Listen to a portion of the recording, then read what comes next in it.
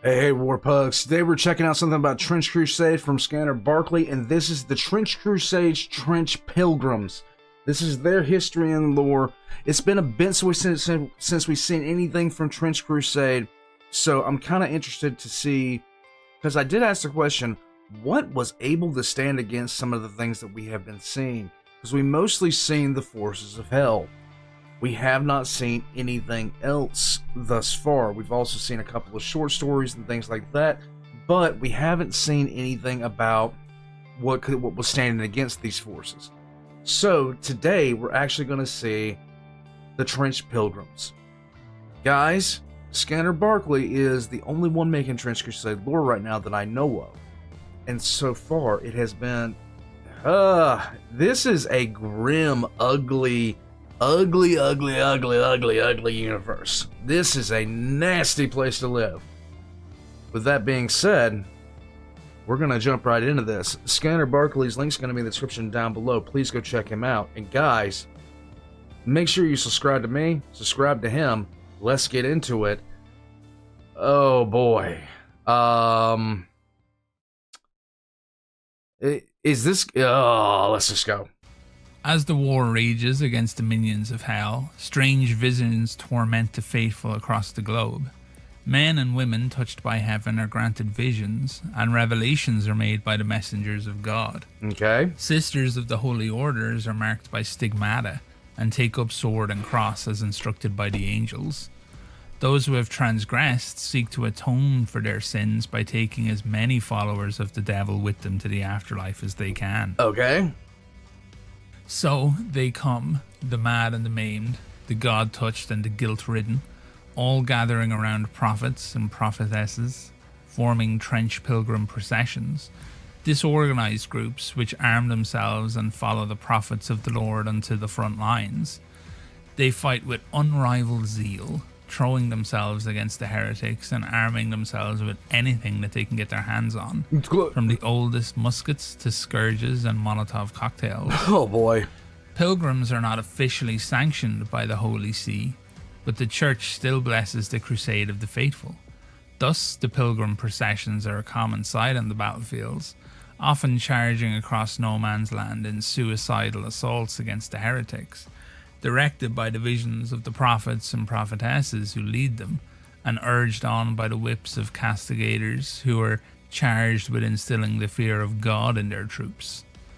The bulk of the pilgrims are men and women with little military training, but when they don the iron capirote of the trench pilgrim, they can face even a demon from the deepest bulges of hell unflinchingly. Okay. Nor is that necessarily an end to their mission.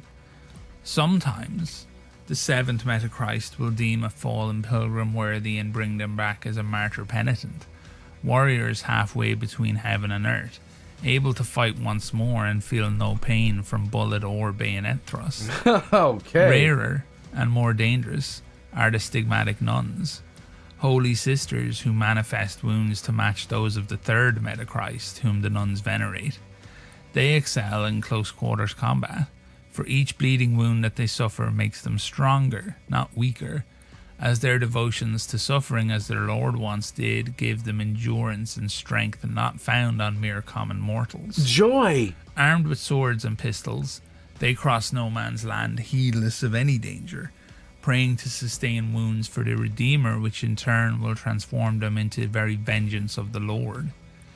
In front of the trench pilgrims are driven by the ecclesiastic prisoners, either captured enemies of the true faith forced to make a final act of contrition, or volunteer sinners seeking redemption. Each is strapped with high explosives, which are detonated once they hit enemy lines. They dash across the killing grounds, hoping to either miraculously survive the blast and escape, or take as many followers of Lucifer with them as they can, depending on their own convictions. Yeah, so, this is a legion of nut jobs. The Macabre Janissaries would like a word. They would really like a word. The most puissant of pilgrim processions will be accompanied by a shrine anchorite, a metal behemoth some 12 feet tall, a living altar of war almost completely immune to any damage. The interior of the anchorite is covered in spikes and barbed hooks, so that the monk who controls this colossus is in a constant state of torment, Oh, great. rejoicing in the pain, so that they can suffer as their lord once did. In combat, they wield adamantine Catherine wheels of massive proportions, which they use to crush the sinners and heretics into a pulp, and then they string them upon the wheel as a warning to others. Wow, okay. There is bewildering number and variety of trench pilgrim processions. The penitents of pious revenge swear in the name of Saint Olga and use flamethrowers, burning grenades, and incendiary ammunition to assail the heretics. The pilgrims of the Iron Path follow Saint Rita of Cascia, and they go to battle with hammers, mauls, maces, and cudgels, and hammer nails into their heads in the memory of the saint that they venerate. What? The Theban Legion of Rome carries the heads of the heretics upon their standards in the memory of their patron, Saint Maurice.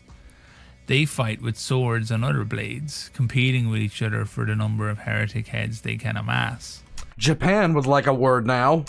Trench pilgrims of the profession of the Sacred Affliction are known for their zeal for close quarters combat. Their armor decorated with icons and shields adorned with the depictions of the saints, which, despite appearances, can withstand machine gun bullets, and the millstones they carry in order to tie them around the necks of sinners before they suffocate them in the mud and the blood of no man's land. Shrine anchorites are metal behemoths, some 12 to 15 feet tall, a living altar of war almost completely immune to any damage, with a diesel engine belching smoke and trumpets echoing with prayer.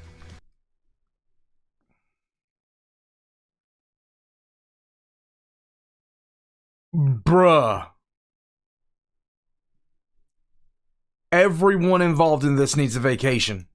The interior of the anchorite is covered in spikes and barbed hooks, so that the monk pilot is in a constant state of torment, rejoicing in their pain so that they can suffer as their lord once did.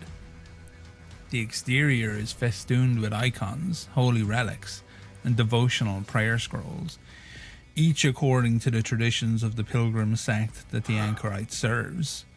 The first anchorites were built a long time ago in the fortress monastery of Velehrad of Greater Moravia. What? Several hundred of the battle machines were built under the guidance of Saint Methodius, though now the craft is lost, as the monastery was destroyed by a death commando infiltration force of the demon Marcosius. Okay. Later innovations of the engineering foundry of New Antioch created machine armor, a far smaller but more maneuverable personal protection suit based upon the anchorite design. But the pilgrim processions have neither access to these marvels of modern engineering, nor do they have any desire to give up their anchorites. They act as both fearsome engines of war as well as mobile shrines that form a focal point to the prayers and devotions of the pilgrims. The pilot, monk, or nun, once installed, never leaves the shrine anchorite until the day they die. Okay. Once they fall in battle, or, rarely, of old age, their remains are reverently removed and the body parts are preserved in reliquaries mounted upon the anchorite. Thus, each of these war machines is a testament to its own long history of war against the forces of hell. In battle, each anchorite carries a great adamantine Catherine wheel, as well as an immense bone-breaker mace to bring the wrath of God upon the sinners, heretics, and apostates. In a show of piety and atonement, it is common practice for trench pilgrims or stigmatic nuns to volunteer to be broken on the wheel and serve in their final battle mounted upon this device of execution, as a sign of both their willingness to suffer for their sins and for the spiritual protection their sacrifice is said to grant to the anchorite. The church frowns upon this custom, but pilgrims flock to their anchorites on the eve of any battle, hoping to be granted the honor of perishing upon the wheel. The gods chosen are the leaders and elites of the trench pilgrims. They command the actions and demand the respect of the rest of the pious, as they can claim to stand closer to the sanctity of God's light. All of you need a vacation. Go to the Bahamas, please. Everyone needs to chill. to have suffered more in his name than any other. Okay. A charismatic leader and powerful fighter of the pilgrim group, the war prophet will lead a trench pilgrim procession with incredible zeal and unshakable faith. They have been touched by revelation and are driven by visions of Armageddon, and their preaching and prophecies drive the pilgrimage from one battlefield to the next as they seek to thwart the forces of Satan and seek martyrdom in combat. Okay. War prophets know no fear and entertain no doubt, for it is certainty of the end times that they march toward, embracing what must be done with certainty and steel-like belief. I don't think that you need to worry about the end times. I think you're in them, my guy. The war prophet will often wear a multitude of loudspeakers, blaring holy sermons and delivering the word of the Lord and dire prophecy in equal measure. These guys must be baller at parties. This will drive the trench pilgrim procession on with even greater fury, desperate to close the ground with the enemy and deliver them unto the Lord's most holy retribution. Okay. Castigators are tasked with instilling the fear of God in the troops. This orthodoxy officer keeps the soldiers on the path of righteousness and punishes those who transgress. They are protected by their unwavering faith as well as by the saints that they revere. Castigators cannot reach this position through anything other than twisted dual faith. First, the purest faith to leave themselves open to hear the voices of the saints, and second, the basest faith of inflicting the necessary motivations or punishment on their fellow pilgrims with the utmost authority. Finally, communicants are devotees who consume the flesh and blood of a Metachrist. Strengthened by this divine essence, they grow to enormous size, and wounds they suffer close themselves miraculously. Okay. They see clearer when blind, relying solely on their faith in the Lord to lead them through the world rather than their own lying senses, so blessed crosses are nailed through their eyes. On the battlefield, they act as line breakers and bodyguards for prophets and castigators, heedlessly walking through enemy fire and mauling their enemies with enormous weapons that a normal man could barely even lift. Trench pilgrims are truly the holy warriors of the trenches. They consider it their religious duty to make pilgrimage to the sacred battlefields to fight the heretic legions. Pilgrims wear the iron caparode to insulate their minds from the horrors of war. They are called to the holy war from all across the globe, and all walks of life. The finest of silks and the roughest of cloths have been seen marching side by side in the trench pilgrim processions, as people discard their former lives and families after being touched by God's holy light and murky visions of the desires of the saints. When a trench pilgrim falls in battle, the purest of them are often resurrected by a Metachrist to fight again as a martyr penitent. Tougher and more brutal than they were in their previous life, absolved of former sins, they are given the chance to once again die in God's holy service. Okay. Ecclesiastic prisoners are those too weak to avoid their own sins or too strong to ignore them. Some are captives, enemy combatants or civilians found wanting, while others are volunteers who are desperate to perform one meager act of heroism in the army of God as an attempt to make up for a lifetime of ruin and bitterness. Each prisoner is strapped with a bomb and will desperately sprint across the battlefield in an attempt to take out as many heretics as possible with the resultant explosion. They will pray for God's forgiveness as they crawl through mud and blood and pain, and some are so maddened by their own guilt that they wish for the hand of God to protect them from the explosion and deliver them to his countenance just to be able to do it all again. Blessed with stigmata and unshakable faith, the stigmatic nuns are sword masters and are the vanguard of any assault by the holy armies. They are truly terrifying on the battlefield, as the wounds that they endure do nothing but make them stronger, pushing them to great feats of prowess and destruction as they douse the heretic in their holy blood and pave the way for the rest of the forces of the holy. Nobody knows why it is that some of the nuns of the holy orders are chosen to suffer the wounds of the Lord, and nobody dares to imply anything other than the obvious blessing behind such a gift.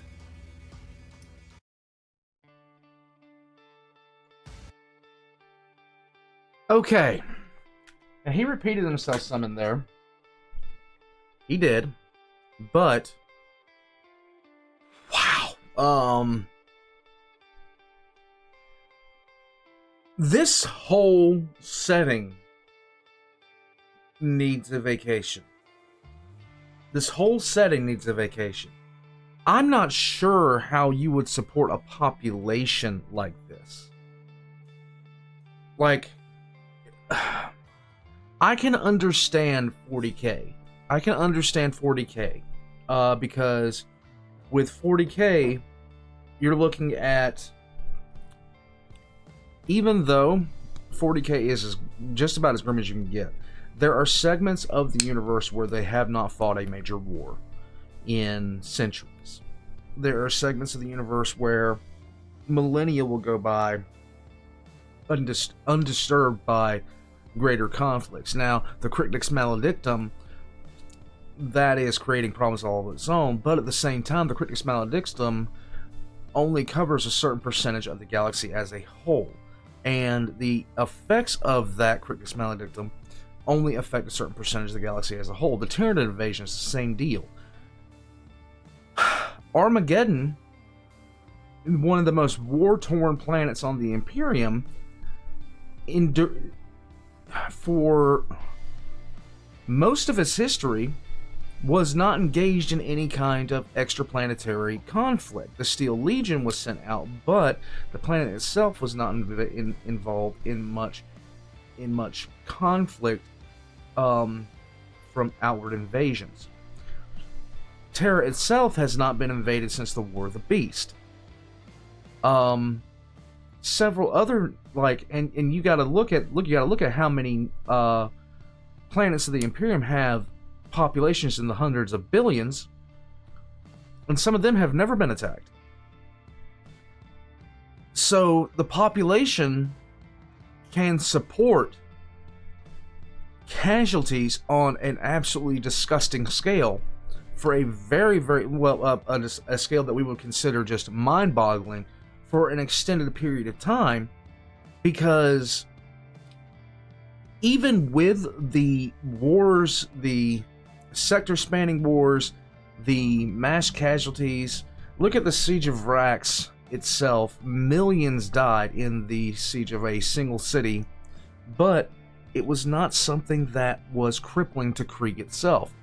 I'm not sure how you would support a population like this that the Trench Crusade has, in terms of the seeming martial requirements and the absolute fanaticism of the troops involved.